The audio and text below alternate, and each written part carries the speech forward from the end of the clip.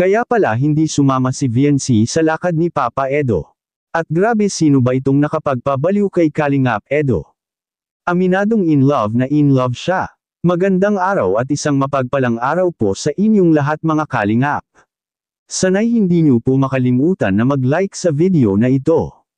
At paunawa, tapusin muna ang kabuuhan ng video na ito mga Kalingap at para malaman ang nilalaman nito.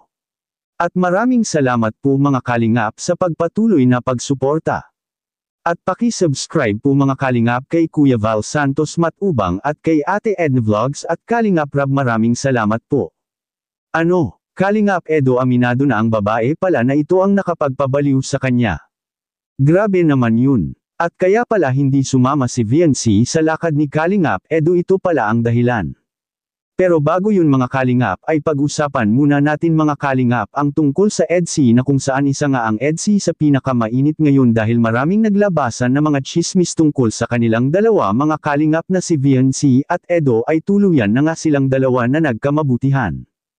Will, magandang balita ito kung ganun mga Kalingap. Dahil ito rin talaga ang gustong mangyari ni Kalingap Edo para sa kanila ni VNC.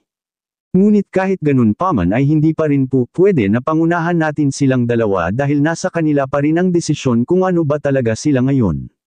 Sabi nga sa ating mga concerned viewers na pag-aaral muna sana unahin ni VNC at saka na lang ang relasyon kung ito'y makagraduate na.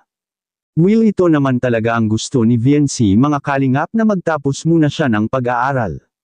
Ayaw niyang sayangin ang magandang pagkakataon na meron siya ngayon.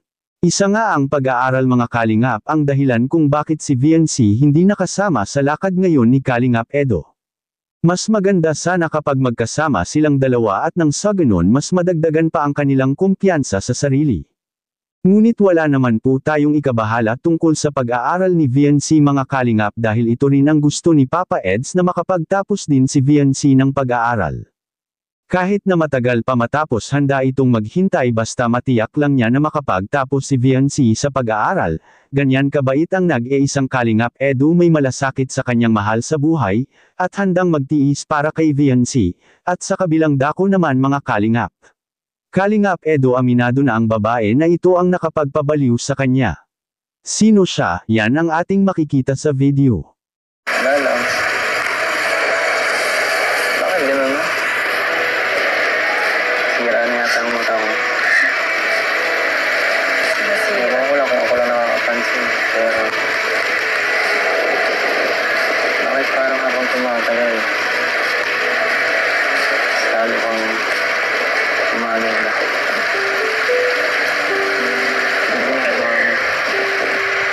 Ano ginagawa mo sa akin? Ginagawa na. Pinabaliw mo ako eh.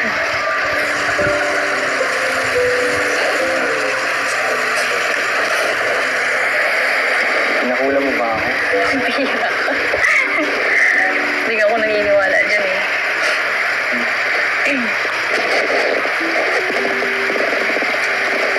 Saan ka po? Nandito ang kausap mo.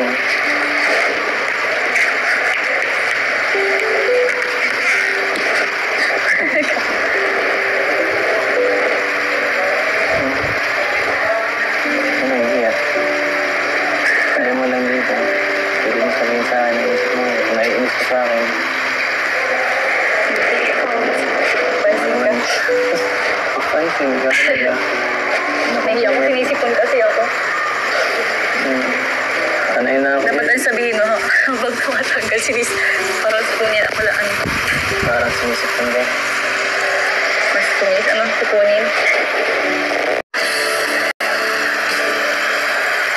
Sabi mo ako. So, BNC. Gusto sana akong sabihin sa'yo. Boss, ito na pala.